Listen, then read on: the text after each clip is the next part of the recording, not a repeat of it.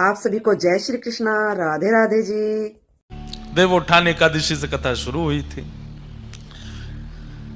हमें तो ऐसा लगता है देवोत्थान एकादशी से कथा शुरू हुई, आप सबके चित्त में ही देव उठ गए और ऐसे उठे कि हर दिन उत्सव मन रहा है। तो वृंदावन प्रकट उत्सव में श्री राधा वल्लभ लाल जी कैसे विराजमान हुए उसकी कई कथाओं में हमने सुनाया है, पर ऊंझा में गुजरात में आज कथा हो रही है तो यहां थोड़ा सा उसका भाव कह देते हैं। आप सब लोग बड़े ध्यान से बड़े प्रेम से श्रवण करें। जय विराज महाराज जी।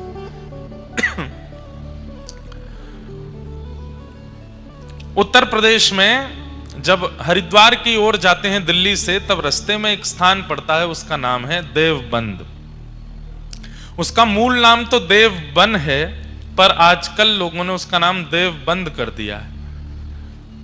आप लोग जब वहां कभी जाएंगे तो आपको अनुभव हो जाएगा कि इसका नाम देवबंद क्यों पड़ा है। वो आपको वहां देख करके ही पता चलेगा, क्योंकि जब आप वहां जाएंगे तो देखेंगे कि किन लोगों की संख्या वहां ज्यादा है, जिसके कारण वो देवबंद से देवबंद हो गया है। परंतु जाइएगा जरूर। मैं स्वयं निकला हूं कई बार, पर वहां पर नवरंगी लाल ठाकुर जी का बहुत सुंदर मंदिर है। ये मेरी धृष्टता है कि आज तक दर्शन का सौभाग्य नहीं मिला। तो देवबंद ग्राम में एक व्यास मिश्र नाम के ब्राह्मण रहते थे। सब लोग सावधानी से सुनिए, इधर देखिए।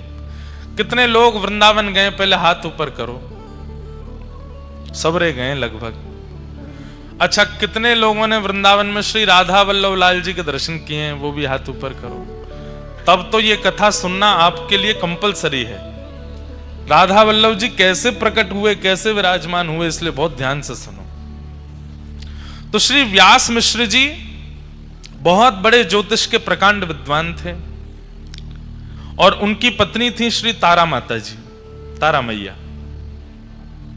व्यास मिश्र जी एक मुगल राजा के यहां गए और उसके भविष्य की कई बातें उन्होंने बता दी। तो राजा उनको बहुत सम्मान के साथ अपने यहां रखता था, पर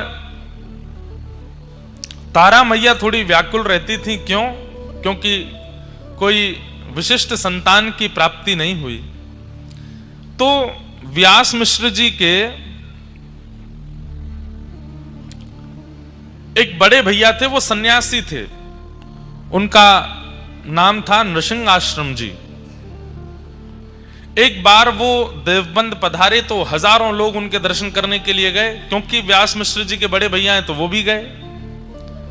जब उन्होंने प्रणाम किया तो तारा मैया का मुखमंडल देख करके नृसिंह आश्रम जी बोले कि आपके मुख पर थोड़ी हमको चिंता दिख रही है, क्या बात है, किस बात की चिंता में हो? तब तारा मैया बोली कि आप सब जानते हैं, अरे घर में एक संतान हो तो उसका एक सुख माता पिता को प्राप्त होता है, भविष्य में वंश आगे बढ़ता, आदि आदि बातें कही। तो श्री नृसिंह आश्रम जी बोले ठाकुर जी पे भरोसा रखो, सब मंगल में होगा। और बाकी अगर तुम चाहती हो कि हम अपने दिव्य दृष्टि से देख के बताएं तो संभवतः आगे कई वर्षों तक और शायद इस जन्म में आपके यहां संतान नहीं है, पर ठाकुर जी पे विश्वास करो, शायद कुछ मंगल में हो। तो उन्होंने एक ऐसी बात कह दी, तो फिर आप जैसे संतों को प्रणाम करने का फल क्या है? जब सब भाग्य से ही मिल जाना है, सब ठाकुर जी की कृपा से ही मिल जाना है, तो संत महापुरुष जब नगर में आते हैं उनको प्रणाम करने का फल क्या मिलेगा? फिर कभी कभी व्यक्ति अपने जीवन से व्यथित होता है तो कुछ इस प्रकार के शब्दों का प्रयोग कर देता है। नृसिंह आश्रम जी को थोड़ी ये बात जमी नहीं और उन्होंने कहा कि अगर मैंने अभी भी कहा कि तुम्हारे भाग्य में होगा या भगवान कृपा करेंगे तो मिलेगा, तो कहीं ना कहीं किसी एक जीव के चित्त में अविश्वास हो जाएगा। अब तो संत दर्शन और संत कृपा का फल क्या होता है ये प्रत्यक्ष दिखाना पड़ेगा। और नृसिंह आश्रम जी ने तुरंत ठाकुर जी को प्रणाम किया, बोले भगवान कृपा करो, आपके प्रति इनका विश्वास दृढ़ हो, इसके लिए इनके घर एक संतान जरूर होनी चाहिए। तुरंत उनके ध्यान में भगवान की मधुर वंशी दिखाई देने लगी, वेणु जी का दर्शन होने लगा।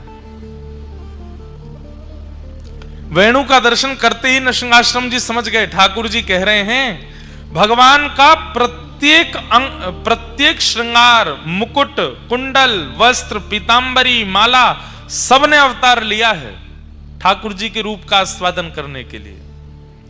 हमारे रामानुज संप्रदाय में एक आचार्य चरण हुए, अभी पिछली कथा में उनका चरित्र सुना रहा था मैं। वो भगवान के, उनका नाम था श्री कुलशेखर जी।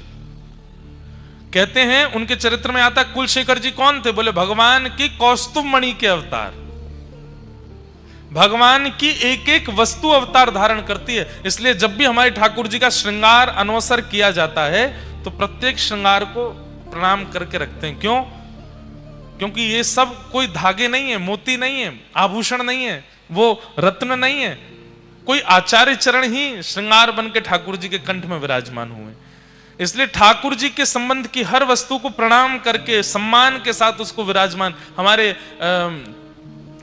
पुष्टि मार्ग में ठाकुर जी की गादी नहीं बोलते गादी जी, झारी नहीं बोलते झारी जी, मुकुट नहीं बोलते मुकुट जी, वंशी नहीं बोलते वंशी जी।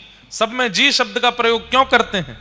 वो सम्मान क्यों देते हैं? अरे भाई वो सामान्य नहीं है। निकुंज नायक भगवान के अधर पर विराजमान है, वो वंशी है? नहीं, वंशी जी, वेणु जी, वेत्र जी, सब में जी का प्रयोग करते हैं। तो भगवान की वंशी जब उनको दिखी तो वो समझ गए कि ठाकुर जी संकेत कर रहे हैं कि हमारी वंशी अवतार धारण करेगी और इन्हीं के आएंगे। जाकर के कह दिया, बोले कि तारा अब तुम चिंता मत करो, तुम्हारे घर एक दिव्य बालक जन्म लेगा। और मैं संकेत रूप से बता दूं, भगवान के निज परिकर का ही कोई तुम्हारे यहां जन्म लेगा। और बस प्रतीक्षा प्रारंभ हुई, गर्भ धारण हुआ। और गर्भ धारण करते ही, माताएं बहनें थोड़ा ध्यान से सुने, गर्भ धारण के काल में जो 9 महीने का काल है, उन काल में कैसा चिंतन बनता है, कैसे विचार आते हैं, कैसी भाषा हो जाती है, कैसा स्वभाव हो जाता है, उससे बालक के स्वभाव और बालक के विचारों का पूर्ण पता चल जाता है। अगर माता थोड़ी चिड़चिड़ी हो रही है, माता जी को थोड़ा गुस्सा ज्यादा आ रहा है, माता को थोड़ा सा जो है व्यवहार विचारों में परिवर्तन आ गया है, अकेले बैठे बैठे विचारों में कुछ दूषित भावनाएं आ रही हैं, तो संभवतः आपको सत्संग ज्यादा करना चाहिए, क्योंकि वो बालक फिर वैसा ही बन जाएगा। तारा मैया के चरित्र में आता है कि जिस दिन से गर्भ में वंशी अवतार धारण करके आई हैं, उस दिन से ही आज तक वृंदावन नहीं गई दर्शन करने, लेकिन जब सोती हैं तो यमुना जी दिखाई देती हैं, जब सोती हैं तो वृंदा तुलसी दिखाई देती हैं, जब सोती हैं तो गिरिराज पर्वत का दर्शन होता है, जब शयन करती हैं तो ठाकुर जी की मधुर वंशी सुनाई देती है, जब सोती हैं तो मधुर चंदन की सुगंधी आती है। अच्छा, लगभग समस्त दिव्य आचार्यों के चरित्र में आपको यह बात मिल जाएगी कि जन्म से पूर्व उनकी मैया की स्थिति ऐसी होंगी। चैतन्य महाप्रभु, वो तो भगवान ही, राधा कृष्ण तनु ही एक भय, तो चैतन्य महाप्रभु प्रकट भय। उनकी माता जी के प्रसंग में भी यही आता है। वो जब नदी स्नान करने के लिए जाती थी, तो ध्यान से सुनिएगा, श्रीमद चैतन्य महाप्रभु की मैया जब नदी स्नान करने के लिए जाती मायापुर में नदिया में, तो कम से कम 2 गांव दूर एक महापुरुष नदी में नित्य तुलसी अर्पण करते थे। तो वो नदी बहती थी ऐसे, लेकिन वो तुलसियां जाती थी उल्टी, और जैसे ही वो मैया आकर के नदी में स्नान करती, वो तुलसियां जाकर के जैसी मैया भीतर प्रवेश करती, उनके गर्भ के चारों ओर तुलसी भ्रमण करने लगती। वो देख करके वो आश्चर्यचकित हो जाती, ये पुष्प तुलसी मेरे गर्भ की परिक्रमा क्यों करते हैं? जब किसी दिव्य वैष्णव भक्त या दिव्य बालक का अवतरण होने वाला होता है, उसके प्रसव काल में ही मैया को अनुभव हो जाता है कि वो कैसा है। तारा मैया उठ जाती हैं और व्यास मिश्र जी से कहती हैं, मुझे यमुना जी का दर्शन होता है, मुझे मधुर वृक्षों के दर्शन होते हैं, गिरिराज जी का, मैं तो कभी व्रज गई नहीं, फिर मुझे व्रज का स्मरण क्यों होता है? और स्मरण ही नहीं होता, व्याकुलता होती है, चित्त में विरह होता है कि मुझे कोई लेकर के वृंदावन चले और मैं वृंदावन जाऊं। व्यास मिश्र जी, आप कुछ योजना बनाइए ना, मुझे लेकर के वृंदावन चलिए।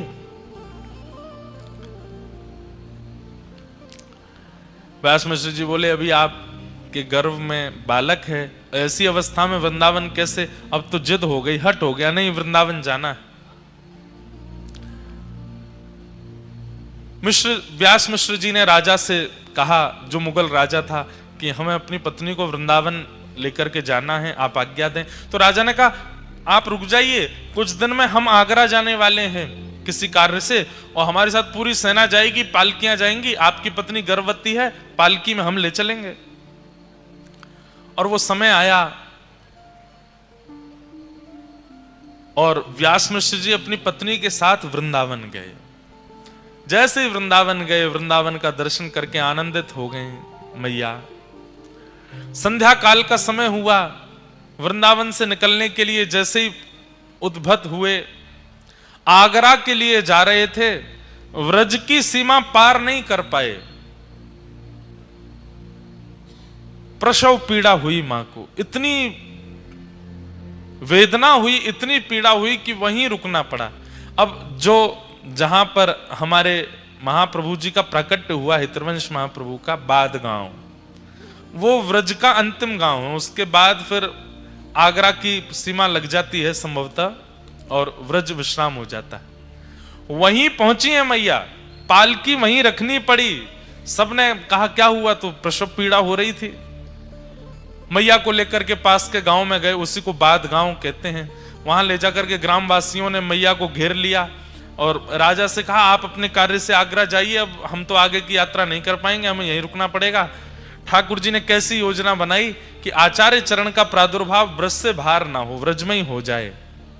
और पावन तिथि आई और बाद गांव में श्री ठाकुर जी के वंशी के अवतार हितरवंश महाप्रभु का प्रादुर्भाव हुआ, प्राकट्य हुआ।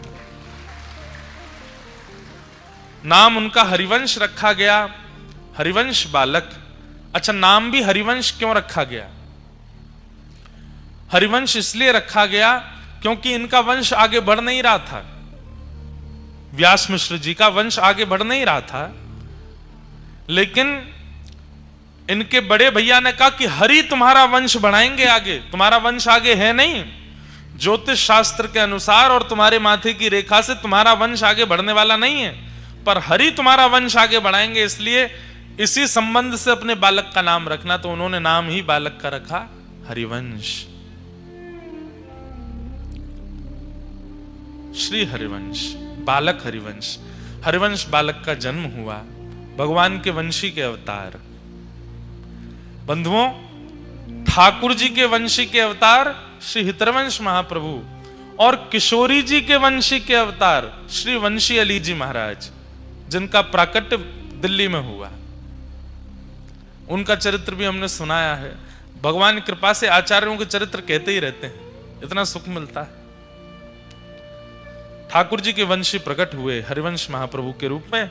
धीरे धीरे आप बड़े होने लगे। आपकी जो चेतनाएं थी, आपकी जो इच्छाएं थी, वो बड़ी सामान्य बालकों से विलग। आप मंदिर के द्वार पर बैठे रहते, पिताजी ठाकुर जी की सेवा करते थे, उन्हीं को ही देखते रहते और मन में इच्छा प्रकट करते कि पिताजी सेवा में अंदर बुलाएंगे, लेकिन छोटे बालक जानकर के पिताजी सेवा में नहीं बुलाते थे।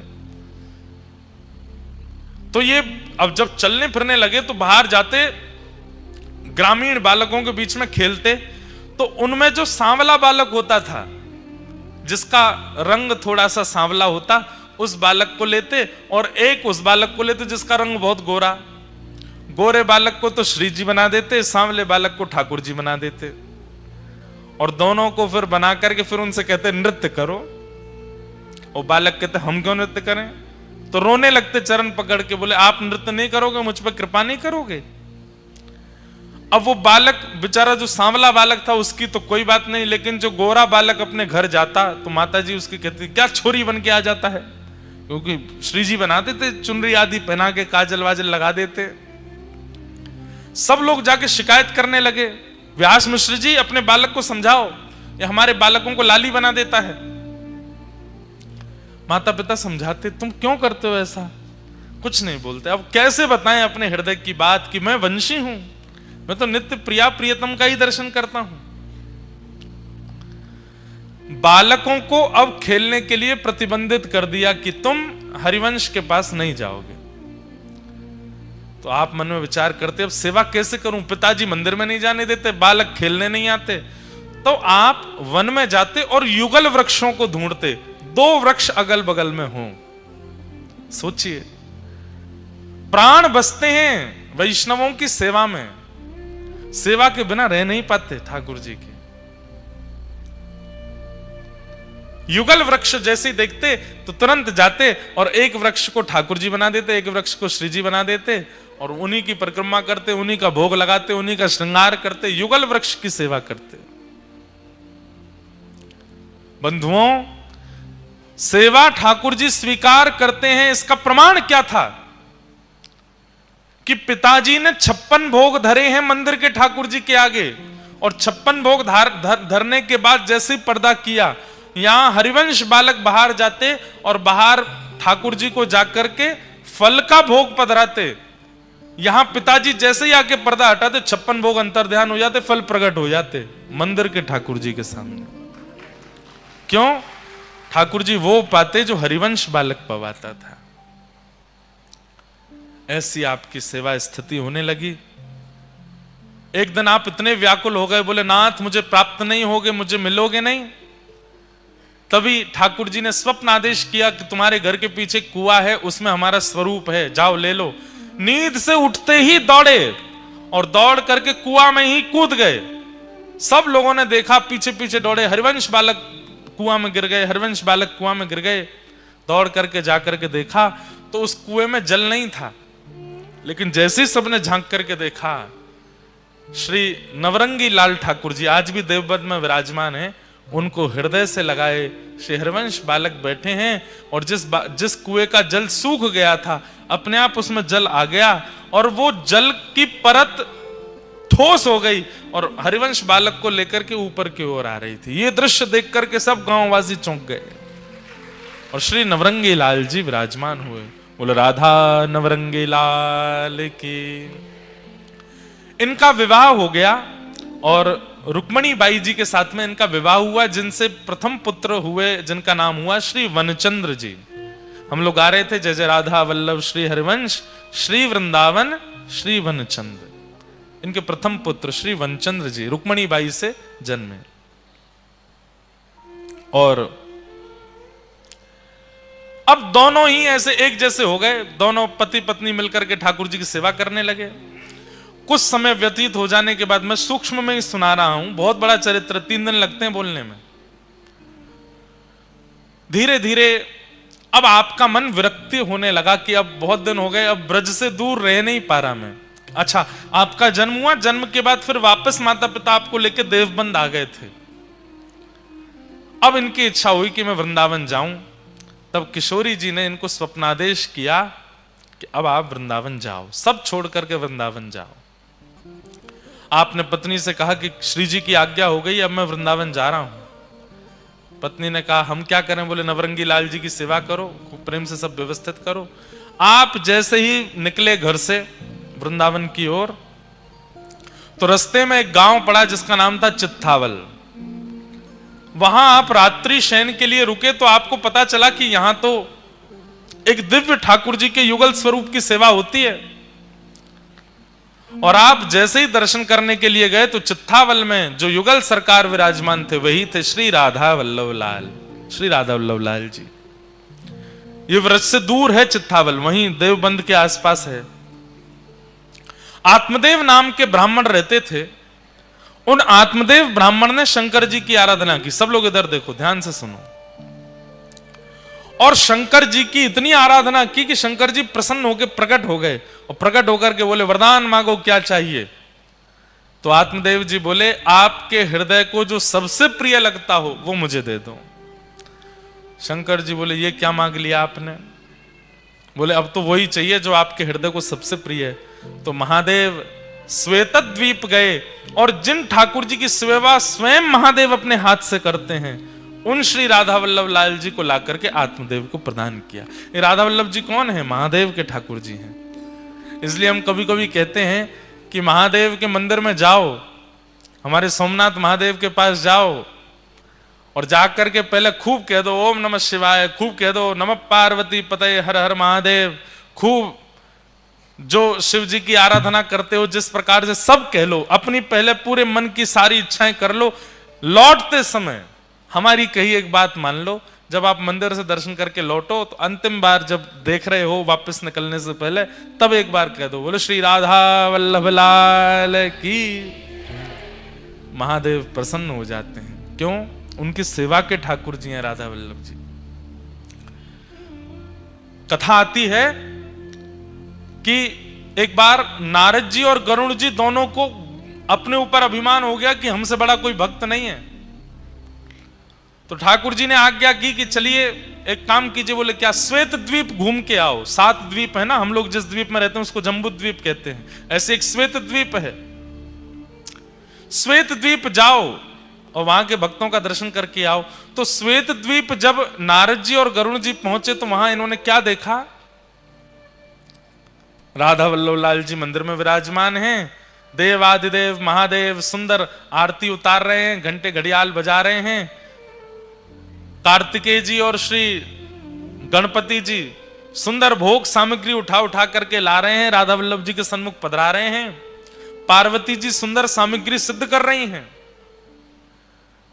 और लाखों की तादाद में वैष्णव खड़े होकर के राधा वल्लभ जी का दर्शन कर रहे हैं। महादेव मुख्य पुजारी बन करके राधा वल्लभ जी की सेवा कर रहे हैं। श्वेत द्वीप में दूर खड़े होकर के नारद जी और गरुड़ जी इसका दर्शन कर रहे थे। जैसे ही आरती पूरी हुई, आरती के बाद कपाट बंद हुए। कपाट बंद होते ही जितने दर्शनार्थी थे सब मूर्छित होकर गिर पड़े। केवल 2 खड़े रह गए। कौन? नारद जी और गरुड़ जी। अब ये दोनों एक दूसरे को चेहरा देखें, ये क्या हुआ? ये सब एक साथ मूर्छित हो गए। सबके पास जाकर के श्वास देखी, नब्ज देखी तो सबके प्राण जा चुके हैं। तो घबरा गए नारद जी, बोले ये क्या हो गया?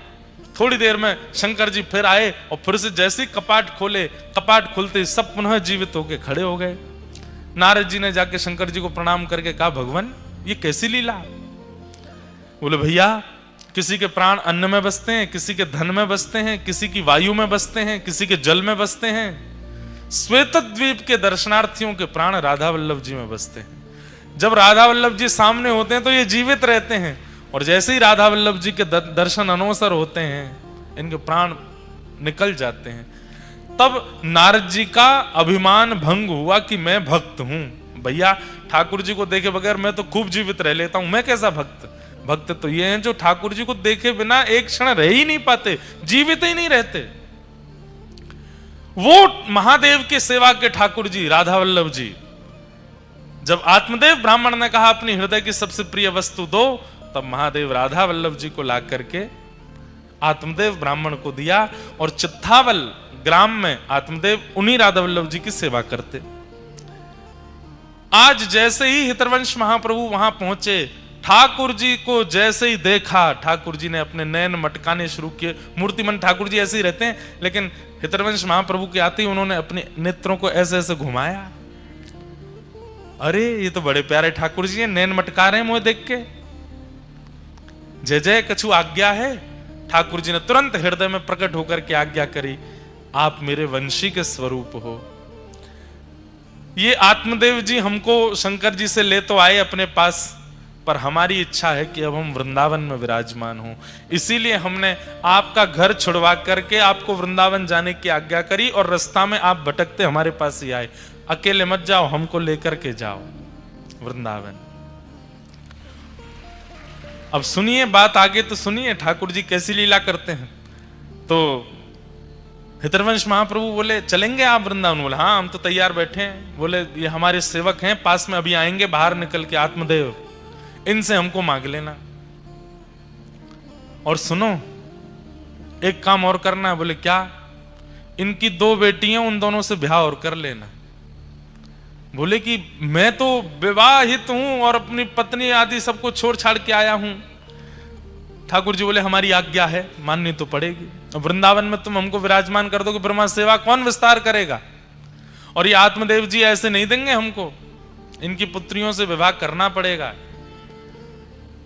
तो इतना कह ही रहे थे, इतने में ही आत्मदेव जी आ गए। ठाकुर जी पुनः खड़े हो गए ऐसे। आत्मदेव जी आकर के बोले कहिए भगवान, बड़ी कृपा, आप पधारे। अच्छा, ठाकुर जी भी एक साथ दो रोल कर लेते हैं। यहां हितवंश महाप्रभु से क्या कह रहे हैं कि आत्मदेव जी आए, उनसे हमको मांग करके ले जाना, इनकी बेटियों से ब्याह कर लेना। और वहां भीतर आत्मदेव के सामने भी प्रकट हो गए और उनसे कह रहे हैं सुनो, अब हमारी व्रज जाने की इच्छा है, बाहर एक सेवक आए हैं हितवंश महाप्रभु, इनको हमें प्रदान कर दो। आत्मदेव जी बोले मैं आपके बिना कैसे रहूंगा। ठाकुर जी बोले हम प्रकट होकर दर्शन दे रहे हैं ना, ये दर्शन तुम्हारी स्थिति में सदा रहेंगे। आत्मदेव जी बोले एक और प्रार्थना सुन लीजिए। बोले क्या, मैं आप चले जाएंगे तो मेरी जीविका कैसे चलेगी, मंदिर से ही मेरा घर चलता है, मेरी दो बेटियां हैं, बेटियों का पिता हूं, कैसे निर्वन, इनका ब्याह आदि करना है, सब कैसे होगा।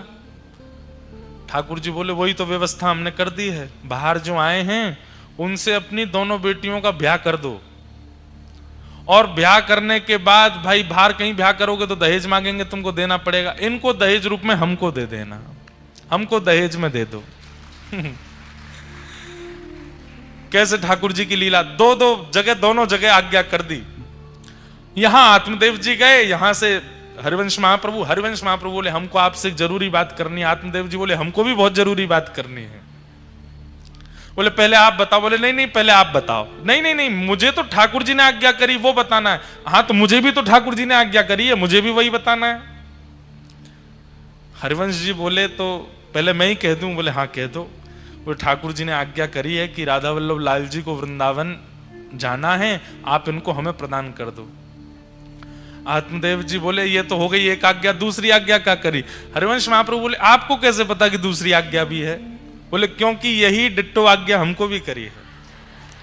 तो बोले अच्छा तो दूसरी आज्ञा आप बता दो। बोले दूसरी आज्ञा ये करी है ना कि हमारी बेटियों से ब्याह कर लो। हाँ यही बोले हैं। और बोले फिर ये भी बोले हैं कि दहेज में हमको दे दो। कैसे ठाकुर जी हैं, अद्भुत लीला करते। महाप्रभु जी ने दोनों कन्याओं से विवाह कर लिया। उनके नाम कृष्णदासी और मनोहारी दासी, उन दोनों से विवाह किया और दहेज में मिले श्री राधा वल्लभ लाल जी। आप लोग जब वृंदावन प्रकट जो भजन है वृंदावन प्यारो वृंदावन, उसकी वीडियो देखेंगे, उसमें सूक्ष्म सूक्ष्म आचार्यों के चरित्र दिखाए हैं। उसमें जब आप देखोगे तो आप राधा वल्लभ जी का प्रसंग देखना, आज देखना जाके, कैसे महाप्रभु जी विराजमान होते हैं। अभी जब बधाई पद गावे उस समय अगर कैमरा वाले भैया दिखा देंगे, उसमें जब पद गवे तब वृंदावन प्रकट पद में से वीडियो निकाल के राधा वल्लभ जी के प्राकट्य की, तो बहुत सुंदर वीडियो है। ठाकुर जी बढ़िया बैलगाड़ी में विराजमान भये, दोनों कृष्णदासी और मनोहारी दासी दोनों पत्नियों को विराजमान करके हितवंश महाप्रभु राधा वल्लभ जी को लेकर के, और इतना ही नहीं खूब धन धान्य दिया, खूब संपत्ति प्रदान की।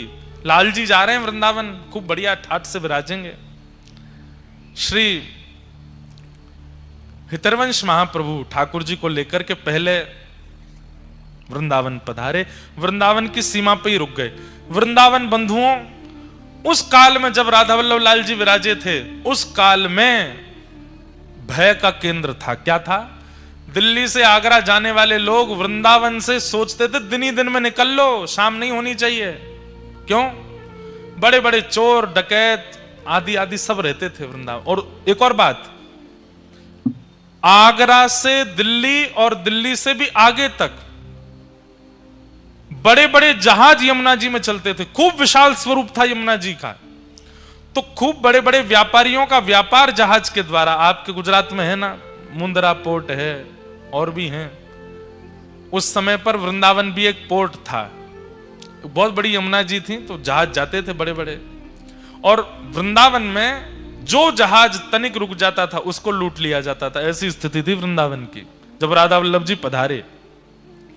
उस काल में श्री हितरवंश महाप्रभु पधारे और आपने आकर के मन में विचार किया कि अब ठाकुर जी को कहां विराजमान करें। तब आप पूरे वृंदावन में घूमे और सब जगह ढूंढते ढूंढते ढूंढते तभी पहुंचे ऊंची ठौर, एक ऊंचा सा टीला था और यहां के जो वृक्ष वल्लरियां थी वो सामान्य नहीं थी। कैसी थी? वो स्थिर नहीं रहती। जैसे वृक्ष क्या स्थिर रहता है, आपको हटाना पड़ता है, लेकिन जैसे ही आप आगे चलो वृक्ष अपने आप हट रहे हैं, अपने आप रास्ता दे रहे हैं, अपने आप छाया बना रहे हैं। ऐसे मूवेबल वृक्ष थे ऊंची ठौर के। जब हितरवंश महाप्रभु ने उन वृक्षों के कुंजों को देखा, बोले ये बढ़िया जगह, उसी का नाम रखा मदन टेर। और श्री राधा वल्लभ लाल जी को लेकर के श्री हितरवंश महाप्रभु जी ने आज ही के दिन वहां विराजमान किया। बोलो राधा वल्लभ लाल की। सावधानी से सुनिएगा। बोले चतुर्विध पुरुषार्थ हैं, धर्म अर्थ और काम मोक्ष। आपने चारों का समन्वय किया है सब जगह। धर्म कैसे हो ये बताया है, अर्थ कैसे हो ये बताया है, कामनाएं पूर्ति कैसे हो ये बताई है, मोक्ष कैसे मिले ये बताया है। परंतु पंचम पुरुषार्थ प्रेम के बारे में आपने कुछ नहीं लिखा, इसलिए आपका मन अशांत है। बहुत ध्यान से सुनो। नारद जी महाराज व्यास जी को समझा रहे हैं, व्यास जी धर्म अर्थ काम मोक्ष चारों की व्याख्या आपने सारे पुराणों में की है, पर कहीं भी प्रेम का पुट नहीं लगाया, इसलिए आप असंतुष्ट हो। आपने अपने ग्रंथों में योगेश्वर कृष्ण को योगेश्वर दिखाया। आपने अपनी रचनाओं में प्रभु श्री कृष्ण को विराट दिखाया। आपने अपनी रचनाओं में ठाकुर जी सहस्त्र मुख वाले हैं, सहस्त्र हाथ वाले हैं, सहस्त्र चरण वाले हैं। उनकी अद्भुत अद्भुत महिमाओं का आपने वर्णन किया है। लेकिन वही ठाकुर जी कितने प्रेमी हैं ये आपने नहीं बताया, इसलिए आप असंतुष्ट हो। आपने उनके वैभव का प्रकाश कर दिया, आपने उनके प्रभाव का प्रकाश कर दिया, उनके स्वभाव का प्रकाश नहीं किया है, इसलिए आप असंतुष्ट हो। किसी भी ग्रंथ में आपने ये वर्णन किया कि व्रज में ठाकुर जी कैसी लीला करते हैं, गोपियों के साथ कैसा विहार करते हैं, अपने मधुमंगल श्रीदामा तनसुका मनसुका जैसे सखाओं के संग ठाकुर जी कैसी लीला करते हैं, आपने कहीं वर्णन किया? नहीं, इसलिए आपका मन असंतुष्ट है। वही परमात्मा जिनकी भ्रगुटी टेढ़ी करने पर भूचाल आ जाता है, पृथ्वी डामाडोल हो जाती है, वृंदावन में छचिया भरी छाछ पे नाच नचायो, थोड़ी सी छाछ के लिए नृत्य करते हैं, आपने कहीं वर्णन किया? नहीं किया। ब्रह्मांड नायक सर्वेश्वर श्री कृष्ण नारायण स्वरूप में पूरे ब्रह्मांड का संचालन करते हैं, लेकिन व्रज वृंदावन की लीला में मैया से चंद्रमा मांगते हैं, आपने कहीं वर्णन किया? चंद्र खिलौना ले हूं सुमैया मोरी। मैया से क्या कह रहे हैं? अच्छा दूध पीते नहीं है तो मैया ने कही लाला दूध पी ले। ठाकुर जी बोले ना मैं ना पी रहा हूं। मैया बोली अगर तू दूध पिएगा तो मैं तुमको एक खिलौना दूंगी। सो ठाकुर जी बोले कौन सा खिलौना? जे चंद्रमा जे खिलौना दूंगी। आप तो ठाकुर जी जिद कर रहे हैं मैया मैं तो यही खिलौना लूंगो। मैया बोली पहले दूध पी। सो ठाकुर जी चुपचाप दूध पी ले में, पूरा दूध पीवे के बाद में फिर मैया सो कह रहे हैं चंद्र खिलौना ले हूं सुमैया मोरी। मैया बोली अच्छा लाला चंदा लेगो? हाँ आज नहीं कल दूंगी। सोई ठाकुर जी बिखर गए। मैया तेने झूठ बोल के दूध पिवाई दियो और मना कर रही है ना दे सकूं तो चंद्रमा। जय हो लोट अब ही धरण पे, जय हो लोट अब ही धरण पे, तेरी गोद न आए हूं सुमैया मोरी, तेरी गोद लाए हो सुमैया। ठाकुर जी उतर गए मैया की गोद से और जमीन में जैसे बालक जिद करते हैं ना, तो कई बालक आपने देखे होंगे वो रोते हैं, कई बालक जो हैं वो चिल्लाते हैं, पर कई बालक हैं वो जिद के कारण जमीन पर गिर पड़ते हैं और अपने हाथ पैर मारते हैं। ऐसे ही ठाकुर जी जमीन पर गिर गए। अपने पूरे तन को मैया ने सुंदर नवा धुवा के तैयार किए हैं, रात्रि में सोने से पहले कम श्रृंगार कियो है। ठाकुर जी सबरो श्रृंगार बिगाड़न लगे, पूरी मट्टी लगा लगा के अपने तन पे लगा, मुंह चंद्रमा दे नहीं तो अपनो रूप बिगाड़ू मैं। मैया बोली जेऊ कोई जिद है लाला, मुझको चंद्रमा चाहिए, मुझको अबई ला के दे। तेने मोते काय को कही कि चंद्रमा देगी और अब मैंने दूध पी लिया तो क्यों ना दे रही।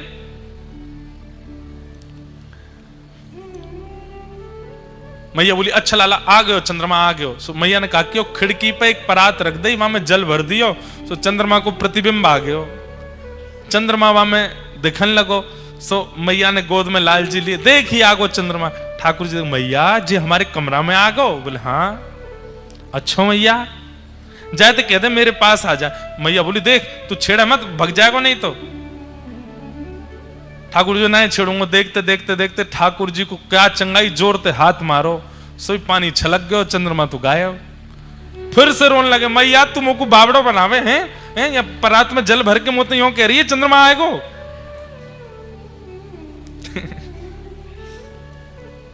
सोई गोद से उतर गए और बोले मैया अब मैं जा रहा हूं, पूरे गोकुल में हल्ला करूंगा। मैया बोली कहा हल्ला करेगो। हूं तो सुत में नंद बाबा को, हूं तो सुत में नंद बाबा पर तेरो सुत ना कहे हूं सुमैया मोरी, तेरो सुत ना कहे। मैया मैं पूरे गोकुल में हल्ला कर दूंगा। कहा आज के बाद यदि मोते कोई ने यशोदा को लाला कही तो वहां पर गोबर फेंक के मारूंगा। मैं तो नंद बाबा को लाला हूं, तेरो लाला ना हूं मैया। बालक गुस्सा में कह दें मैं तो पापा का बेटा हूं, आपका नहीं हूं, ऐसे कह देते हैं। ऐसे ठाकुर जी कह रहे हैं हूं तो सुत में नंद बाबा को, तेरो सुत ना कहे। जैसे ही ठाकुर जी ने कही कि मैं नंद बाबा को लाला हूं, तेरो लाला ना हूं, मैया को हृदय करुणा से भर गयो। मैया अरे मेरो लाला इतकू आजा, इतकू आजा, मेरी सुन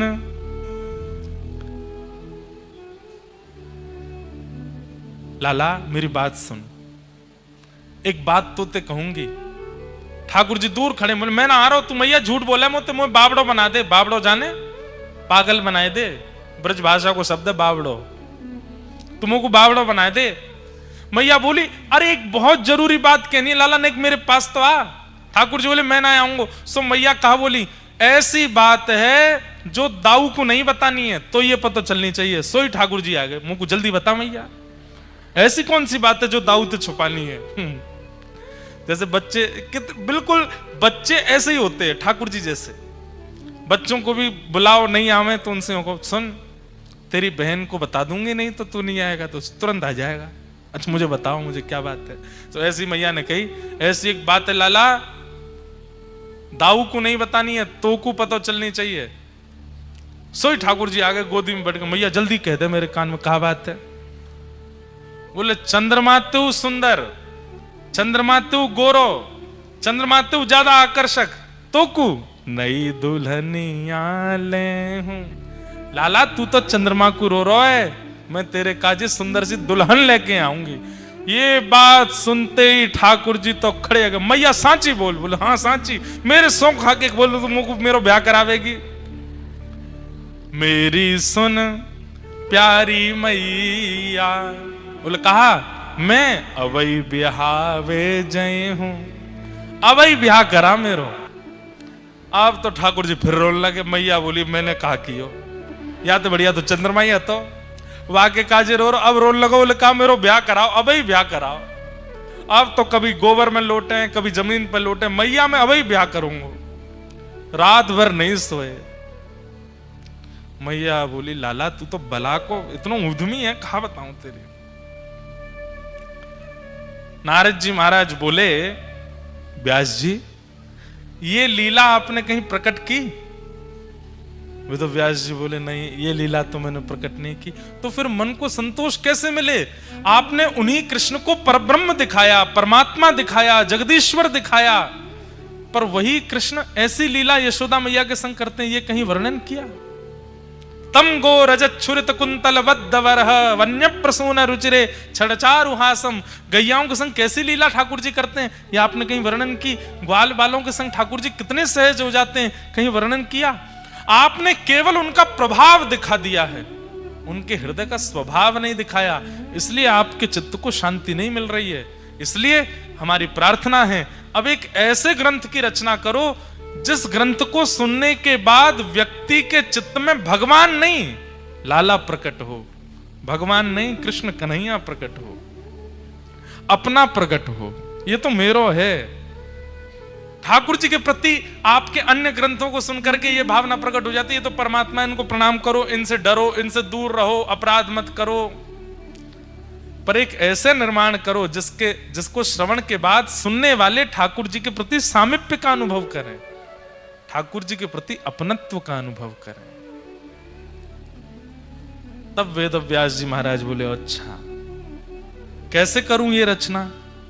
बोले समाधिनानुस्मर तद विचेष्टितम, समाधि लगाओ।